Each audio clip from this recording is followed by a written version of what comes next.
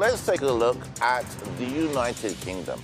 Now, to help us understand the headline, we are very lucky to be joined by a political analyst based in the UK, Professor Tim Wilson. So the headline reads, let's take a look at the Debt Express. And the headline reads, dire warning, energy bills could double. Now, this is, as I said, we talked about this in the Daily Sabah, but now the Daily Express has also written the same story. And joining me now is Tim Wilson, Professor Tim Wilson. Thank you so much for joining me, especially on this new program. So always a pleasure to see you. We hope you're well. Now, the headline on the Daily Express is talking about these energy prices being double. Is this a worry? By the way, this is the only newspaper in the UK that's talking about this. Everybody else is talking about that you're not partying for, or you are partying for New Year's Eve, and the PM hasn't said anything. But let's talk about energy for a bit. What do you make of this headline? Well, it's a serious headline. It's not entirely true that other newspapers are not talking about it. The Daily Mail has it, and the Times has it in a leader. But this is the Express. The editor of the Express says this is a perfect storm, and that's quite a good definition. So the problem started in August with with fuel issues at the pumps, and it's been masked by the fact that we have a regulator that has put a cap on domestic fuel consumption. And so when that cap is adjusted in the spring, the fuel prices are expected to shoot up dramatically. And that really is the problem.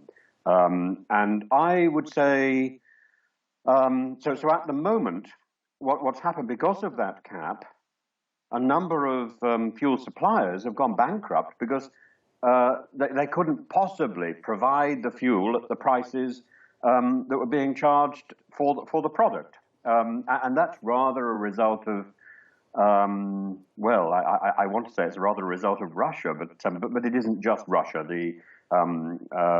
China, India, the price of coal has gone up. The pressure on fuel suppliers to switch to alternative energy, to renewable energy, has had an impact, and the world simply the system isn't ready for that yet.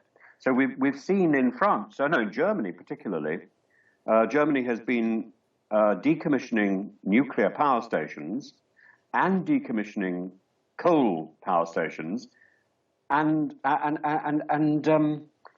there isn't enough renewable energy to meet that demand. And equally, Russia is operating a sort of passive-aggressive, go slow in channeling its fuel across to the EU. So it's quite rightly saying it must meet its own domestic needs first, and then it can start refilling the fuel banks in Europe. But it's doing it very slowly. And this might be in part a sort of political pressure because of the Ukraine situation. But it is a perfect storm, and in the end, the consumers in Britain, particularly pensioners, older people, are going to bear the brunt of this. They're going to see their energy prices increase in a walloping way. Indeed. Do you think the UK will be able to nationalise its own energy? I mean, I know you said that it's looking to stock up its own stocks first, or to build up its own stocks first. But would the UK look to, I don't know, focus on this sort of approach? I think under the present government, it's highly unlikely. Nationalising industries is not something a Conservative government would do with any enthusiasm. Mrs. Thatcher ushered in a period of denationalising industries. So the Conservative Party, particularly led by someone like Boris Johnson, who's a great admirer of Mrs. Thatcher, is not going to turn that whole principle upside down. Mm-hmm. The more likely approach is it's going to try and cushion the impact of higher costs. The Labour Party is calling on the Conservatives to scrap VAT on energy. Now, VAT was introduced to energy bills by the government following Mrs. Thatcher. That's the John Major government in, I think, about 1994 or something. It was at a very modest level, at 5%. They wanted 17%, and they were forced down to, I think, 8% initially. And then when the Labour government came in 1997, it reduced energy VAT to 5%, which was the minimum it could go under EU regulations. So now we're not in the EU.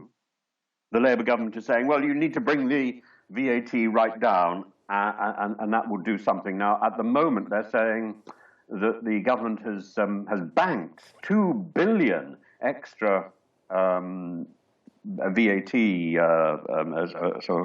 because of the rise in fuel prices already. But that rise is going to greatly increase after the review of Ofgem in the spring. Okay, great. That's a good roundabout. That's a good roundup, and I've got another minute here that I need to use up. So I'm going to rack your brains about one last thing. How has Boris Johnson been? I mean, he's got a lot of flack recently. Does he still have the vote of the people? I've got a minute. Well, yeah. Bluntly, I think the answer is no. But there's still time for him to turn that round. He's in a very low ebb at the moment. And he doesn't seem to be able to do anything right. But part of the problem is he's surrounded himself by the most appalling cabinet of ministers I think we've seen in about 50 years. Indeed, indeed. It's going to be very interesting. Professor Tim Wilson of Rugby United Kingdom, thank you so much for joining me here today on Front Page. I hope to see you again soon, but good luck in your position. Thanks very much for your time. Thank you very much. Bye-bye.